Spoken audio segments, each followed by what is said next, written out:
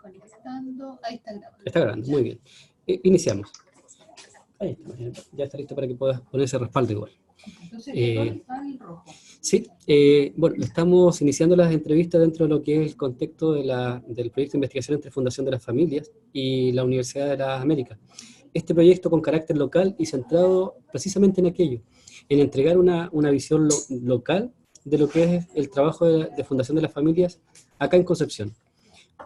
Más allá, que sabemos que la Fundación tiene una serie de centros a través de todo el país, pero nuestra investigación es de ámbito cuantitativo y cualitativo, pero centrado acá específicamente en Concepción. Para ello, en este momento tenemos a Lilian y a Mariana. Vamos a entrevistar específicamente a Lilian, pero Mariana también nos puede apoyar con lo que es... No te preocupes, le sacamos esto otro. Aquí. Ahí sí, ahora se puede. Ahí sí. Está grabando. No, ahora tienes que darle para grabar. Un botón rojo. Eso, sí. Pero están aquí las notas. Eso. 5 veces. ¿Cómo tenía que llegar al... Desapareció lo que era notas de voz. Me dio el menú de... Vale, no te preocupes, lo activamos otra vez. 1, 2, 3, 4.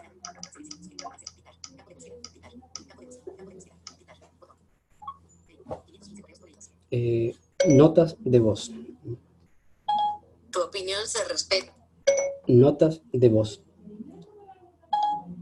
Ahí va. Ahí está. No tiene tanta capacidad. Ya. Notas de voz. Ahí tú le das. Ahora está grabando. Sí, muy bien. Sí. Entonces, como señalábamos, estamos dentro del contexto del proyecto de investigación entre Fundación de las Familias y la Universidad de las Américas con carácter local.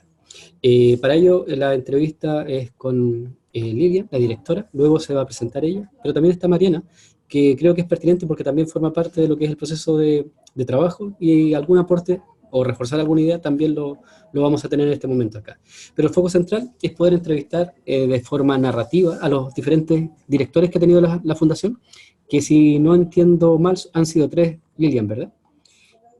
4, vale. Tú nos vas comentando ahí cuál es la situación. Y dentro de esta entrevista, lo primero que se necesita, Lilian, es que te presentes. A grandes rasgos, tu cargo, quién eres, todo lo que tú puedas decir, lo que puedas decir de ti. Si no quieres decir cosas personales, lo que es de carácter local. Bueno, yo soy Lilian Varela Poblete, tengo 60 años, ingresé a esta institución el año 2000, vía concurso. Me enteré de este cargo mientras trabajaba en la oficina de la mujer de la Municipalidad de Concepción. Ahí supe que había un cargo disponible, pero no sabía que era un cargo para director, sino para una persona que trabajara en monitor con grupos de mujeres en violencia intrafamiliar. De acuerdo. Como yo trabajaba en la oficina de la mujer en el área de violencia intrafamiliar de prevención, tenía un postítulo en mediación familiar, postulé como monitor. Y una vez que fui a las entrevistas, me enteré que en realidad no era para monitor, buscaban un director. Por lo tanto, me fui de la entrevista bastante desencantada, pensando que no tenía ninguna posibilidad, y a los días después me llaman y les había parecido bien mi currículum, y que la entrevista me había manejado con mucha seriedad. Me dejaron el cargo y de ahí estoy, llevo 19 años en la institución. 19 años. ¿Sí? Dentro de lo que es de esa manera has llegado, a través de un concurso. Sí, a través de un concurso, un largo concurso, porque concursó mucha gente. Ya.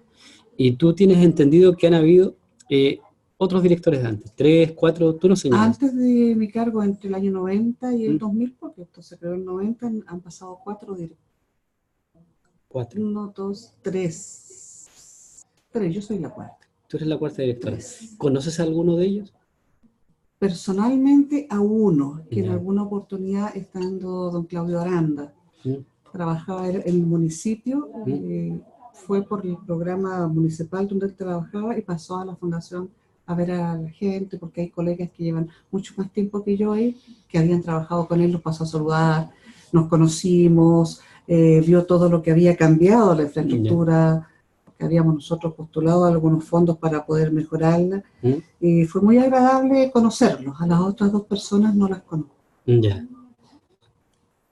¿Y nombres de ellos sí conoces? ¿Sabes quiénes son? Gerson Toledo, él trabaja actualmente Coronel o Lota, no recuerdo bien. ¿Mm?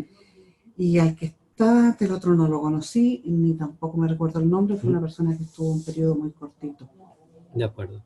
Entonces, en estricto rigor, serían 4 los directores históricos que ha tenido la fundación. Sí. 4. Perfecto, Olivia. Entonces, recordando un poquito, es una pauta de áreas temáticas, tiene 3 grandes áreas, pero esas áreas se dividen en algunas preguntas. Preguntas en realidad que son abiertas, tú las contestas, las puedes dejar de contestar si es que no crees que no son pertinentes o no las quieres contestar, no hay problema en ese sentido. ¿Ya? En relación a los primeros tiempos, antes de llegar a la fundación, ¿habías escuchado hablar de la fundación? Antes que te ganaras el cargo, antes que te enteraras que había algún llamado concurso, Lilian. No tenía idea. ¿No? Ni siquiera el mismo día que empecé a trabajar, porque nadie me hizo una... ¿cómo se llama? Una inducción. ¿Ya? Me dijeron solamente que me fuera, como yo andaba en vehículo particular, que me fuera detrás de la micro Las Bahías. ¿Ya? Y que iba a llegar a una esquina que era bien central y que había un cartel. ¿Ya? Y llegué sola, habían 2 funcionarios esperando y no sabían a quién tenían que recibir, sabía que iba alguien a hacerse cargo del centro familiar. No tenían mi nombre, nada. ¿Ya? Fue bien emotivo porque me recibieron muy bien, muy cálida, ¿Ya? porque el director que había salido antes había salido con varios problemas, con temas relacionados con maltrato, con algo de hostigamiento laboral. Entonces ellas esperaban ese cambio. ¿Ya? Y estaban expectantes las colegas a ver quién es la que viene ahora. Claro. Así es que no sabía, no conocía nada de la institución, ni dónde venía, ni ninguna cosa. Nada. No. Y cuando ya conoces y empiezas a adentrarte en ese primer día, me gustaría que nos comentaras sobre eso, sobre los primeros días, más allá de esa imagen que me la he hecho, en realidad, de 2 personas, me imagino que mujeres, ¿verdad? Sí. Esperándote. ¿Cómo fueron los primeros días en la fundación? Los primeros días son muy particulares porque yo como entro en el mes de noviembre, 2 de noviembre, y ya está por cerrarse el año, lo primero que se me dice, me lo dicen las colegas y me lo dicen de mi casa central, mira, aquí hubo una mala administración de recursos, no porque las platas desaparecieran, sino porque no se ocuparon. Yeah. Y nosotros tenemos que o gastamos los fondos o los devolvemos al ministerio. Devolver plata es muy feo en el servicio público. Claro. Por lo tanto, tienes cierta cantidad de millones, porque eran millones, y te lo tienes que gastar en menos de 30 días porque hay que rendir. Entonces, la primera semana fue hacer listas y listas con mis colegas de todo lo que necesitábamos. Claro.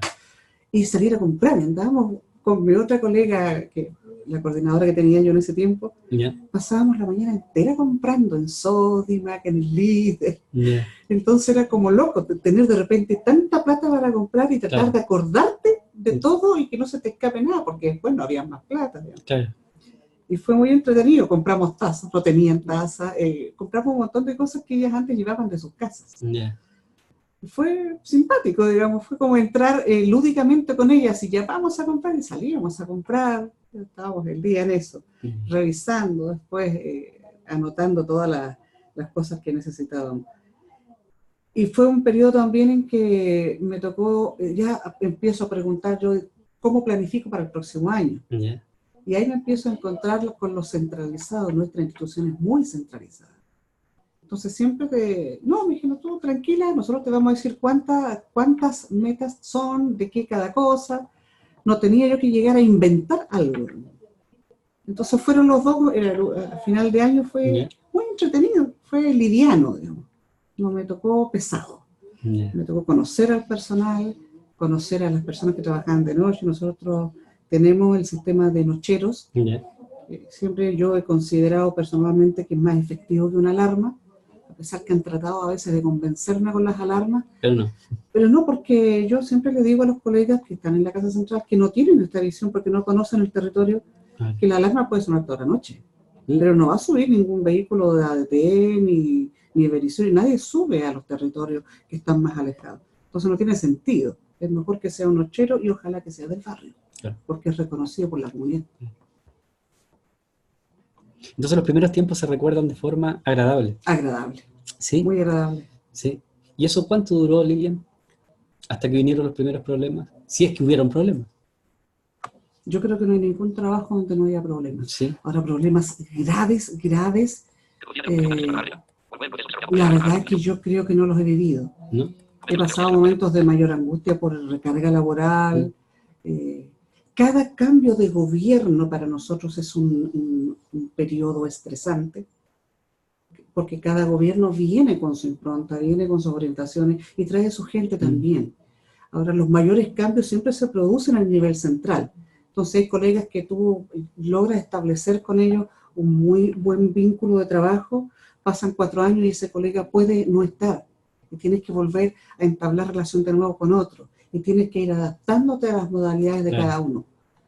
Pero situaciones así graves creo que no he vivido. He vivido estrés, agotamiento laboral por la recarga de trabajo, por todo este proceso de adaptación con los cambios. Claro. Pero creo que es un trabajo donde si yo hago una evaluación lo he pasado muy bien. He aprendido muchísimo. Yo he crecido muchísimo en esta institución, que ha invertido también recursos en mí. Los primeros años fueron años de capacitación, donde uno podía asistir a cursos, a seminarios para una universidad. Yo hice un viaje a Estados Unidos pagado por la institución, a capacitación también. Entonces, una institución que invirtió. Ahora hace años ya que estamos como no invirtiendo y se está dejando que cada uno se capacite por sí mismo, en forma individual. Ya no como institución. Yo no he visto últimamente, ya hace varios años, que haya un mayor aporte, un mayor interés en capacitar al personal profesional. Ya. O sea, grandes dificultades no han habido. No. Y volviendo un poquito a eso, ¿qué recuerdo desde ahora? Pero más allá de la primera impresión, de los primeros, ¿cuáles son los grandes recuerdos de esos primeros años? Porque en este momento me estabas hablando de que hoy en día no hay todo un proceso de capacitación, pero ¿cuáles son los grandes recuerdos que hay? Positivos, negativos, agradables, desagradables, de esos tiempos, de los primeros tiempos. Los grandes recuerdos que tengo de cuando ingresé a trabajar es que el foco estaba puesto en la comunidad, en la organización comunitaria, en fortalecer la organización comunitaria. Por lo tanto, hubo varios años en que trabajamos mucho con las juntas de vecinos. Tuve un gran vínculo con la comunidad, con los dirigentes vecinales. Mucha capacitación a dirigentes, mucho trabajar en conjunto, en hacer las cosas conjuntamente, en que nosotros no éramos solos, éramos ellos y nosotros. Y terminamos estableciendo vínculos de amistad y de colaboración muy profundos. Yo hasta el día de hoy me encuentro con dirigentes, ahora que por el rol que me ha tocado, que es un poco bastante más administrativo, incluso cuando mis colegas salen a terreno hay dirigentes que todavía se acuerdan de mí, y se acuerdan de las cosas que hicimos juntos.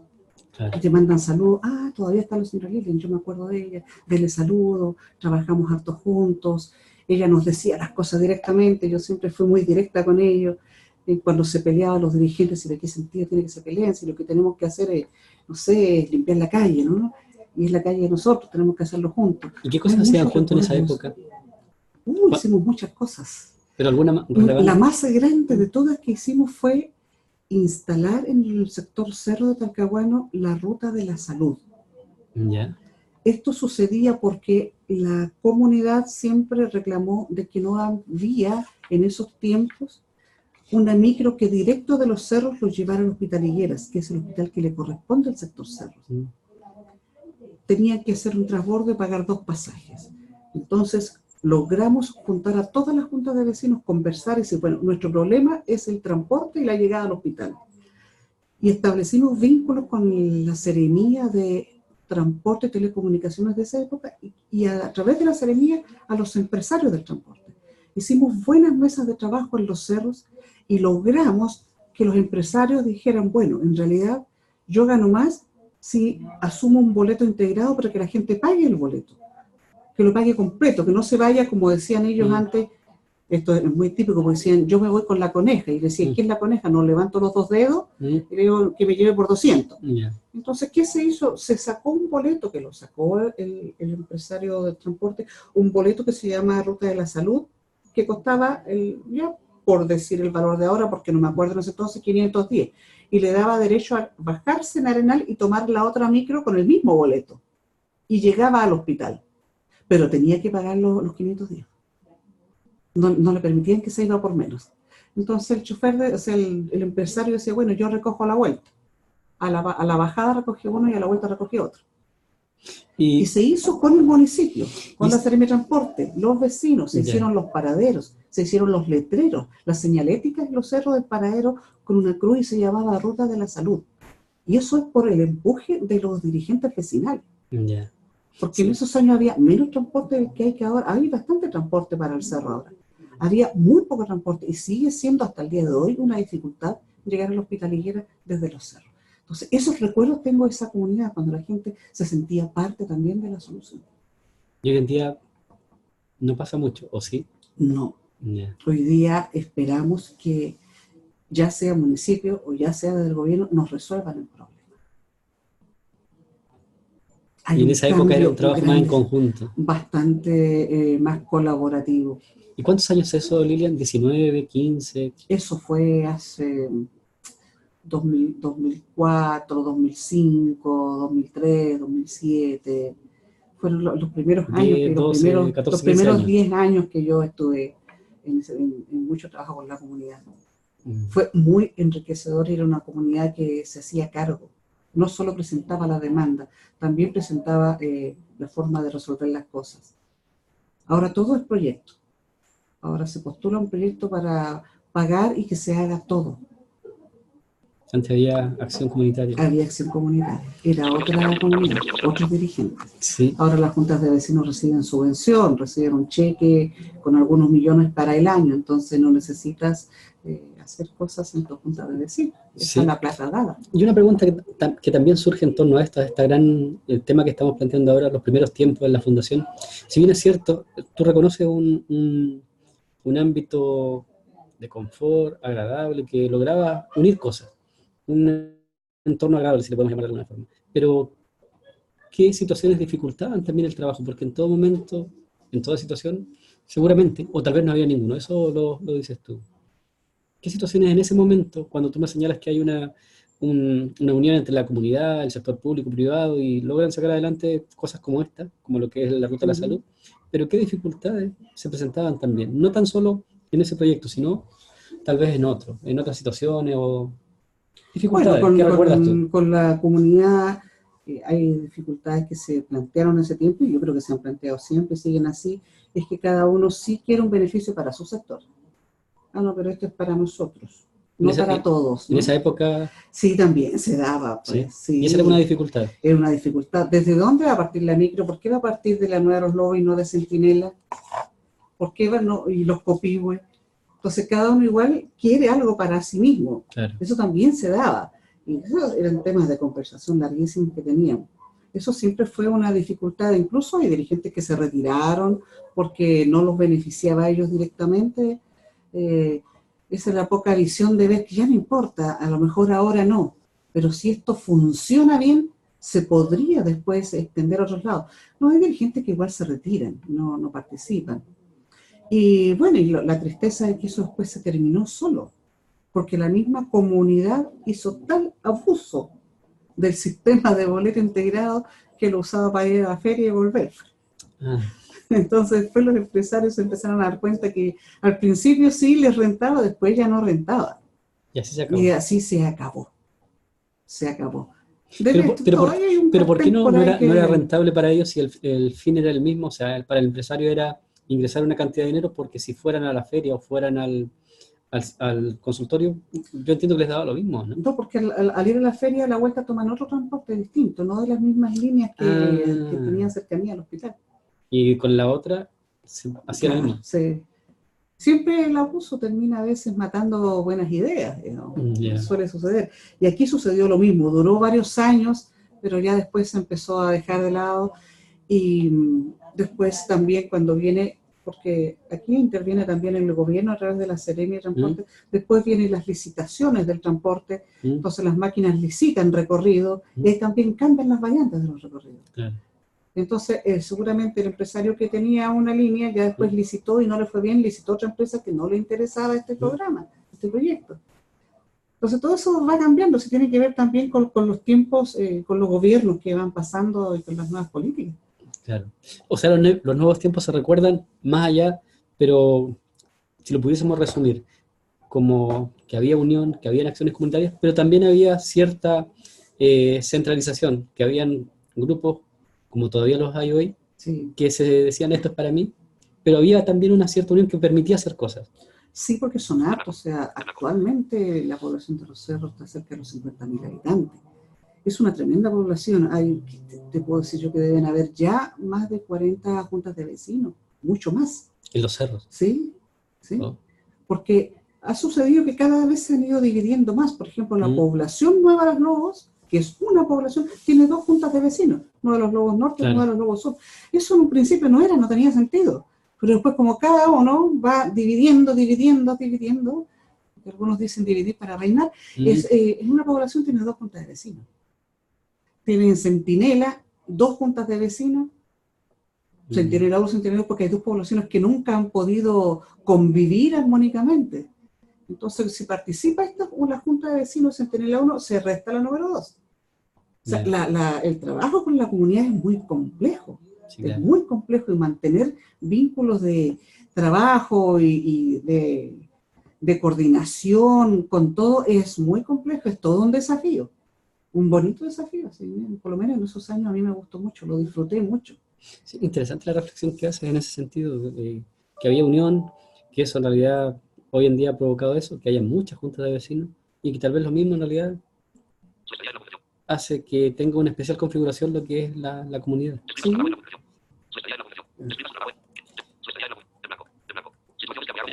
De acuerdo, Lilian. Entonces, la primera parte, o la gran área temática, pasamos a la segunda y nos iría quedando una tercera, ha sido esa, de poder hacer un repaso, un recorrido por los orígenes de la fundación, cómo llegaste, cuáles fueron las grandes dificultades, los grandes recuerdos en ese sentido. Vale. Pero pensamos ahora en la segunda área, que la segunda área temática nos plantea centralizarnos en la situación actual. Entonces, para ello, hay una primera pregunta, que también es una gran área temática, que señala o que describas a grandes rasgos cuál es tu actual estadía, o sea, cómo la definirías tú, cómo te sientes, cómo estás. ¿Cómo estoy? Sí. Aparte, sí que estoy cansada. Mira, en general satisfecha con el trabajo, siempre. Sí. A mí me gusta mucho lo que hago. Creo que el trabajo, el lugar donde yo trabajo, me permite siempre, yo digo, tener los pies sobre la tierra. Yeah. Tener clara la realidad que vive la gran mayoría de este país. No alejarme, porque ahí tú estás viendo cuál es la situación real. Cuando la gente habla de pobreza, cuando se habla de clase media, yo tengo esta otra realidad y que la puedo ver, que la conozco, está ahí. Puedo conversar con la gente. Entonces me hace ver la vida desde otra vereda. ¿Te fijas? ¿En qué estamos nosotros ahora? Estamos bastante más focalizados en trabajar en el fortalecimiento de las personas dentro de su grupo familiar. Eso ha cambiado, porque nosotros partimos, bueno, cuando yo entré en la organización, ya la organización como que ha dejado de tener la relevancia que tenía. Ya no es tan importante si hay organizaciones fortalecidas o no. Porque lo que teníamos, que eran las juntas de vecinos, como yo te planteaba antes, está en el nivel de fragmentación y de financiamientos que obtienen, que ya pierde un poco el sentido comunitario. Entonces ahora nosotros estamos trabajando con familias. Y tratar de que la familia se vincule al menos con su entorno inmediato, que son sus vecinos. Ya ni siquiera noto yo que tengamos que hacer esfuerzos porque se vincule con sus juntas de vecinos. De acuerdo. Volviendo un poquito, pero brevemente, a lo que era lo pasado, y que tiene directamente relación con esta pregunta, que es describir a los actuales usuarios de la fundación. Pero me gustaría también que me pudieras describir los anteriores, que si bien es cierto de una manera u otra ya lo hace, pero para poder reforzar esta otra idea. ¿Cómo son los actuales usuarios? ¿Cómo eran los de antes? Nuestros actuales usuarios son personas tremendamente individualistas, Sí. Sí. Que van solamente preocupados por sí mismos. ¿Y los de antes no, Lili? No. ¿No? No, los usuarios de antes eran más colectivos. Estamos hablando... Eran más de colaborar. Y estamos hablando no más allá de 15 años o 18. ¿Sí? ¿Sí? No, es que han habido cambios que son abismantes en lo que es ahora. Los usuarios de antes tenían una necesidad, unas ganas de estar con otros y de participar. Nosotros pasamos un tiempo en que teníamos para nuestros talleres listas de espera. Era tanta la gente que quería participar y tener un espacio, había listas de espera. Hoy día nosotros ya no tenemos listas de espera. Ahora la gente va, prueba, es lo que quiero, es lo que no quiero y se va. Ante la menor dificultad la gente desaparece. Si tú le dices, mire, yo voy a ponerle la tela y usted pone el hilo para que sea, no, me pone todo o no voy. Yo creo que se ha viciado de alguna manera esto de los apoyos a los sectores vulnerados y se les ha transformado en clientes, donde se les da todo. Si yo voy a participar en un taller laboral que da la municipalidad, me lo dan todo. Si yo me inscribo en un proyecto de FOSI, me compro la máquina de coser. Si yo voy a la Fundación de la Familia, no me dan nada. Solo me ponen el monitor y tengo que participar también en los módulos de formación, en los encuentros familiares. Uno le exige más que en otro lado, pero nosotros le exigimos para fortalecer su desarrollo como persona y familia. Eso ha cambiado. Ahí hay un cambio enorme entre lo que era el usuario de antes al de ahora. ¿Y el usuario de antes por qué asistía? ¿Por el sentido de comunidad, participación, por realmente aprender, satisfacer necesidades? ¿Cómo lo definirías tú? Yo creo que en un principio porque había muy pocas instituciones en el sector. ¿Ya? Nosotros, cuando la institución se instala, que es el año 90, recién se está instalando un CESOR, que no había. Existían una escuela pública, ahora ya hay 3 escuelas públicas. Hay más ofertas de otros programas, ¿no? Claro. Y en la medida que el Estado fue invirtiendo en el área social, fue invirtiendo en proyectos, claro, que eso antes no existía. No existía la batería de proyectos de fondos que hay ahora para todo. Fondos para arreglar la vereda, fondos para arreglar la quebrada, fondos para cambiar el techo, fondos para cambiar la fachada de la casa. Esas cosas antes se hacían en comunidad. Los vecinos se ayudaban a cambiarse un techo si tenía gotera. Ahora tú postulas un fondo y te cambian el techo. Entonces, toda esta cantidad de recursos que se puso hizo que la gente al final se fuera encerrando en sí mismo y viene toda esta cosa individual de que yo resuelvo y me lo tienen que resolver mi problema a mí. No lo hago con otros, no le pido ayuda a otros. Y la tremenda competencia por el tener cosas también, la entrada de la droga a la población. Hace, qué sé yo, 8 o 9 años atrás, la población centinela llegó a estar dentro de las poblaciones más peligrosas del país. Dentro, de que estaba también Alto Hospicio y las de Santiago, digamos. Pero fue una población tremendamente violenta. La gente no salía. ¿Y ahora? Hacía época ahora ya está todo generalizado. Son poblaciones que siguen siendo en la noche tierra de nadie, donde hay un plan cuadrante para todos los cerros de Talcahuano, estamos hablando de cerca de 50.000 habitantes. Ya la gente se acostumbró en la noche a vivir con disparos, con carreras, ¿no? Y todo el mundo cada vez con más rejas, y más rejas, y más rejas. Y antes no, en los primeros tiempos de la fundación, cuando tú lo logras vivir, no era tan violenta la población. No había entrado tanto la droga como está ahora. Era, si bien es cierto, problema de delincuencia, han habido toda la vida, pero es que se fueron creando como guetos de pobreza con esto de erradicación, casi todas erradicaciones. Claro. Entonces son guetos de pobreza. Y ahí es un caldo de cultivo para todo. Claro. Vamos, pasemos con los hemos visto quiénes son los usuarios, los antiguos, los presentes. A grandes rasgos, una descripción bastante concreta. En realidad se logra entender perfectamente cuál ha sido el desarrollo, los tránsitos. Entonces, en ese sentido, ante los actuales usuarios que tenemos, ¿cuáles son las actuales actividades que se desarrollan? Ante ese tipo de usuario, como lo señalas tú, centrado en sí mismo, por llamarlo de alguna manera. Mira, nosotros lo que estamos haciendo en los últimos años es aplicar un pequeño instrumento que le llamamos encuesta de satisfacción, para sacar algún insumo de por dónde poder ir. ¿Ya?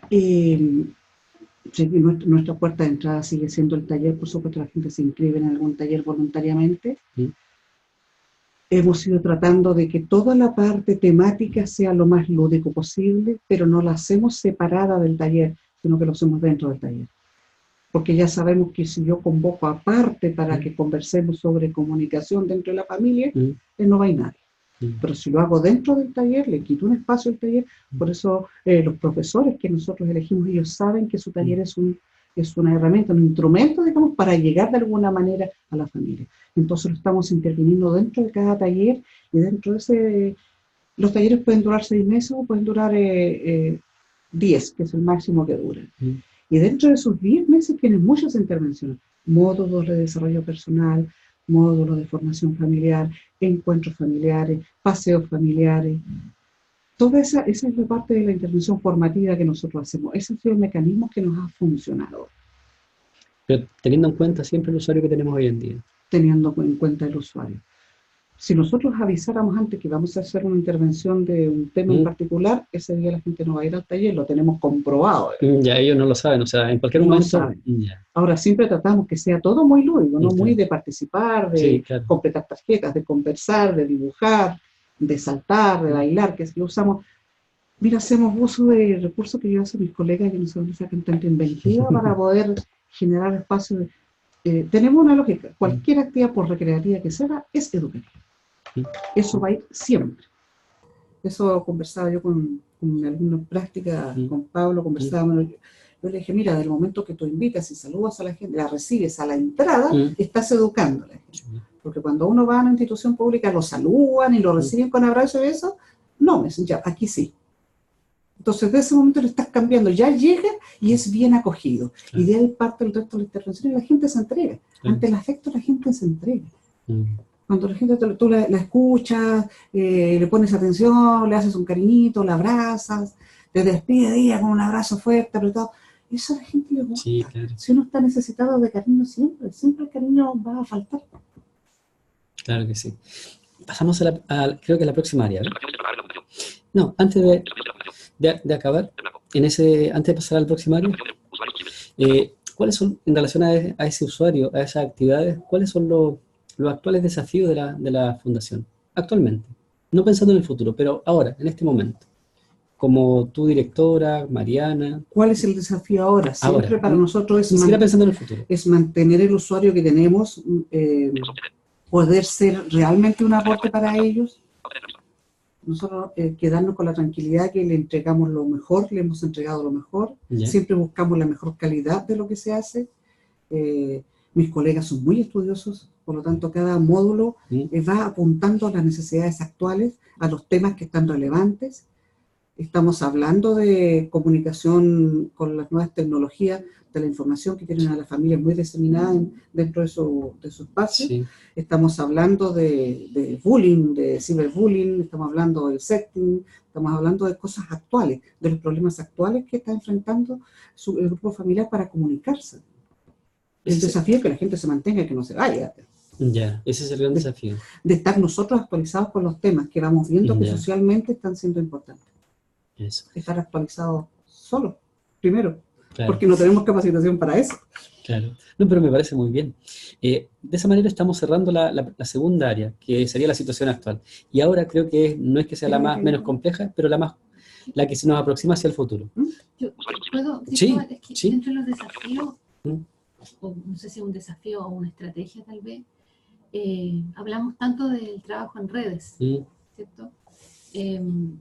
Y yo siento que hemos incursionado también en esto de complementar con otros y utilizar ciertos espacios que otros tienen para poner nuestra experticia. Y eso ha sido bueno, porque lo que comentábamos delante en la clase, de repente la institucionalidad en general de la red social trabaja mucho con los factores de riesgo, o sea, con el problema, trabajando el problema, lo negativo. Y nosotros de alguna manera lo enfocamos desde el otro punto de vista. Vamos como con la solución, por decirlo, o con lo bonito, como nos dice la gente. Entonces hemos estado como con ciertos pololeos con otras instituciones donde nosotros decimos, ustedes tienen esto, nosotros ponemos aquello. Y nos hemos ido instalando también en estos espacios, hemos ido como incorporando nuevos territorios y también nuevos espacios de trabajo. Yo creo que eso ha sido algo que ha surgido estos últimos 2 años. Y ese es un desafío, hacer trabajo más en red. Por supuesto. Pero pareciera ser que siempre es un volver al pasado, ¿verdad? A lo que inicialmente funcionaba. Es que hay una nostalgia, ¿no? Tal vez como... Sí. De darle sentido, que la gente siente que tiene sentido lo que hace, de estar ahí, de mirarse el uno al otro, el compartir estos espacios compartidos de la comida, por ejemplo. Porque alguna vez nos criticaron en administraciones anteriores que por qué todo tenía que ir con comida. ¿Por qué? Oye, cuando uno invita a alguien a su casa, un amigo, una familia, ¿qué lo invita? Sí, y también es una conducta de tipo antropológica. Siempre. Absolutamente. Sí. La Es familia se un apego, reúne, ¿no? La comida está relacionada directamente con la emocionalidad y con el afecto, con la acogida, con la oralidad, como decía una psicóloga. Entonces no podíamos mirar en menos la comida. Había que usar esos espacios del cariño, del contexto. Nosotros somos básicamente generadores de contextos, facilitadores de contexto para que las cosas sucedan. Claro. Eso es y yo creo que eso es lo que procuramos también con esto de los nuevos socios que tenemos. Claro.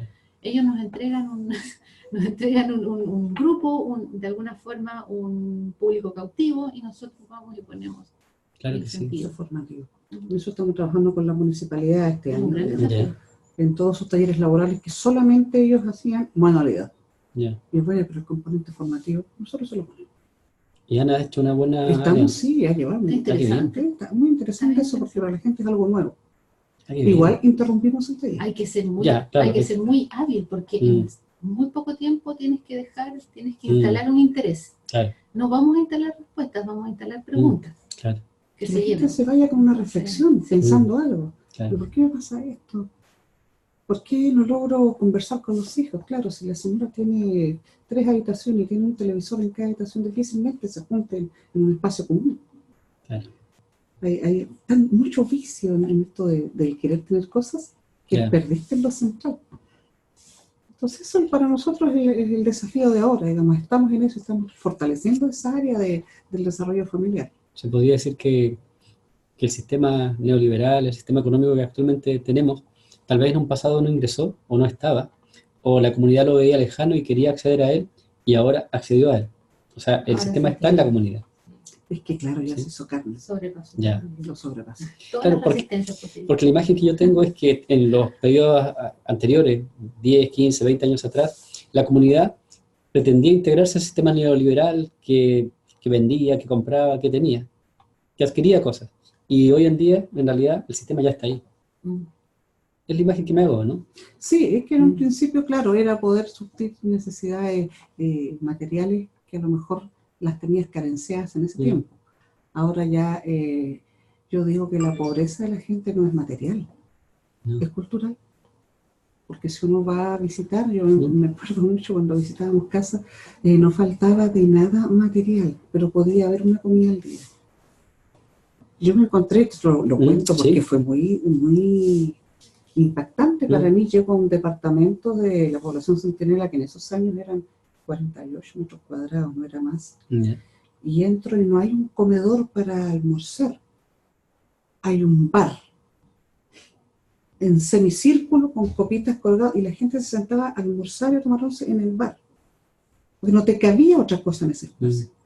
Entonces, pero ¿cómo la gente invierte en un bar y no en una mesa de comedor para sentarte a comer? No tenían un bar. Queda sorprendida.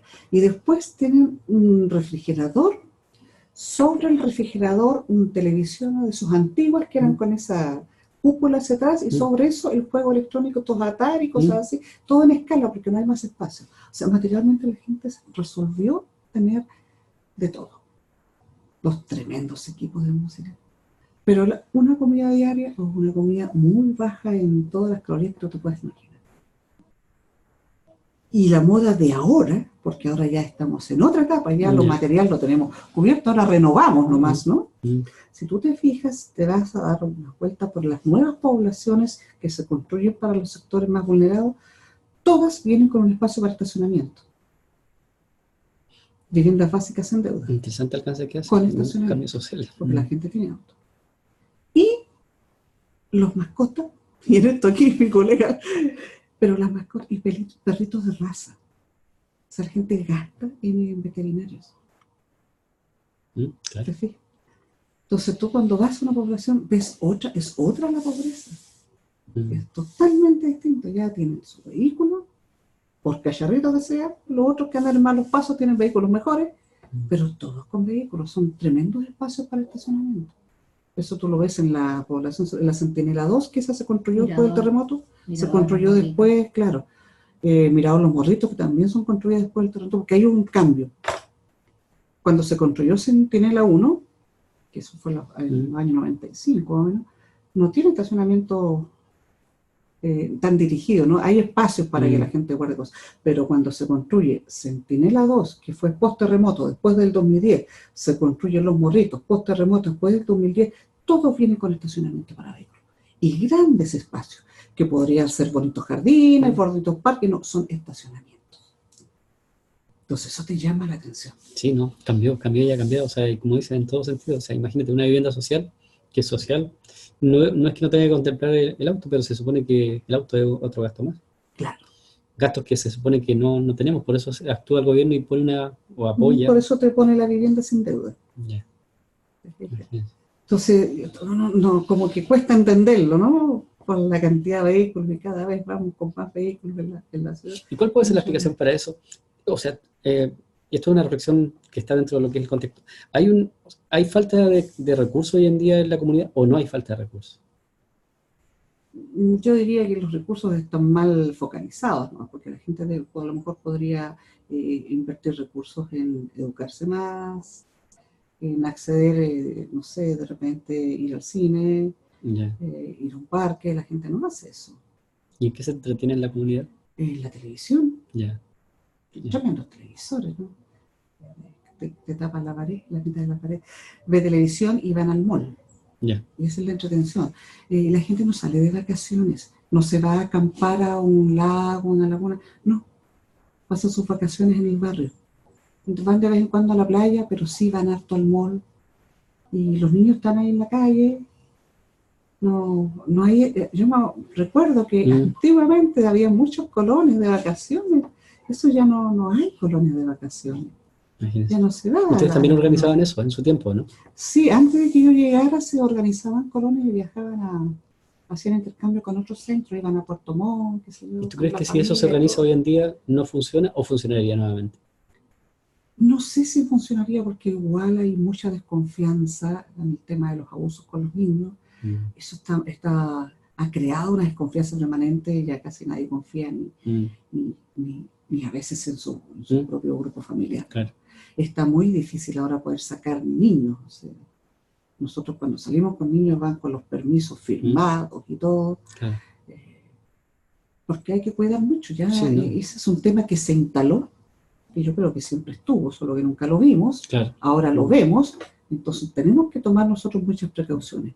Nosotros mismos allá cuando en el centro familiar tenemos algún profesor varón y trabaja con jóvenes, yo la primero que se les dice cuando llega, usted no me cierra jamás la puerta de la sala de trabajo.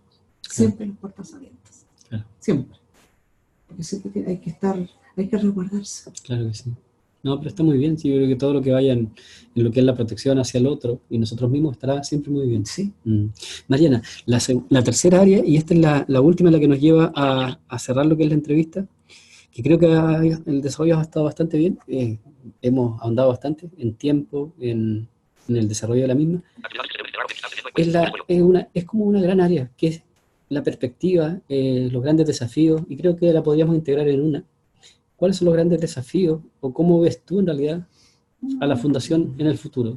¿10, 15? ¿O hacia dónde va la fundación? ¿Va hacia crecer, hacia, no quiero decir extinción, o transformación?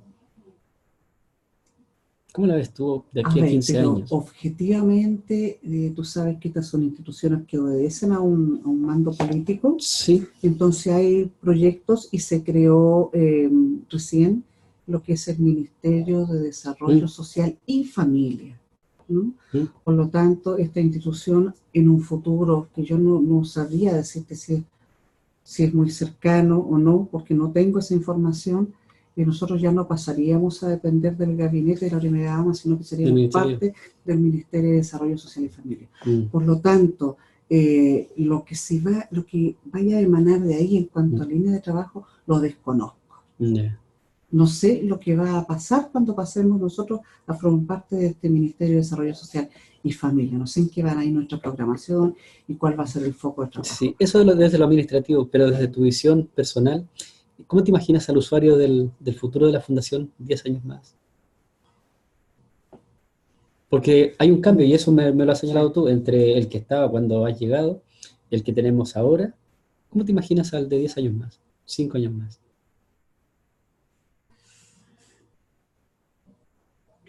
¿Cómo me lo imagino? Qué difícil. Yo creo que no vamos a tener usuarios. ¿Así de radical?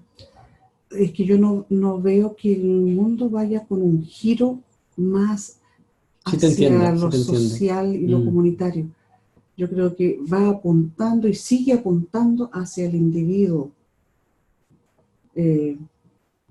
muy solo, que no necesita que sea no es autovalente, ¿no? Pero es que se las arregla por sí mismo y que tiene que desarrollar sus propias capacidades para salir solo adelante y para que viva solo. ¿Por qué me llama la atención de esto? De que la juventud está más reacia a conformar familias, nacen menos niños, se construyen cada vez viviendas para personas que vivan solas. Entonces, no sé si en el futuro van a requerir un trabajo de fortalecimiento familiar. Pues cada vez hay menos familias. Han aumentado, de acuerdo a las cifras que el tipo de familia es distinto, ya va a la familia unipersonal. Entonces, una familia unipersonal, ¿qué va a necesitar? Cuidarse a sí mismo. Cuidarse a sí mismo. Y se va a cuidar solo.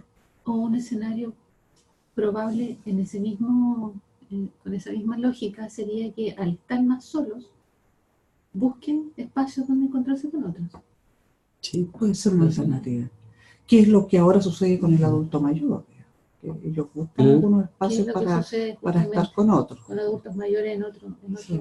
O sea, te imaginas la fundación de dos formas, o sea, como lo refuerza Mariana. Una, tal vez, y esto es lo que dice Lilian, puede ir teniendo en cuenta el sistema que vivimos, capitalista, individualista, hacia eso, tal vez a no tener usuarios, pero tal vez también Mariana lo plantea, reforzando esa idea, que pudiese haber un cambio y si necesiten estar con otros, ¿o no? Y en este caso puede ser la fundación, puede ser una instancia que requiere que seguramente la fundación también se transforme, ¿no? Y eso no se transforma tanto, fíjate, porque eso es como volver al inicio, es como una vuelta completa, porque esto cuando nace, el año 90, nace para los adultos mayores. Claro. Con la diferencia que en esos años los adultos mayores no estaban organizados en nada. Y claro, de ahí adelante hay una conquista de derechos de los adultos mayores que han avanzado bastante en eso, ¿no? Y las prioridades que tienen en salud, tienen en varios programas de gobierno, ellos tienen algún nivel de, no privilegio, pero de mayor acceso y mayores derechos, que eso no lo tenían. ¿Ya? Entonces es probable que esto sea, a veces hay cosas que son cíclicas. A lo mejor la fundación 10 años más va a ser la fundación para el adulto mayor. Y va a ser la casa de retiro diario del adulto mayor, como se está instalando en algunos lados, centros diurnos de adulto mayor. A lo mejor puede ir para allá. Mariana, Lilian, muchas gracias. Y cerramos la entrevista por este momento, la dejamos la entrevista emplazada para 2 semanas más, 3 semanas más. Dejamos reposar las ideas y volvemos a hacer una. Okay. Muchas gracias.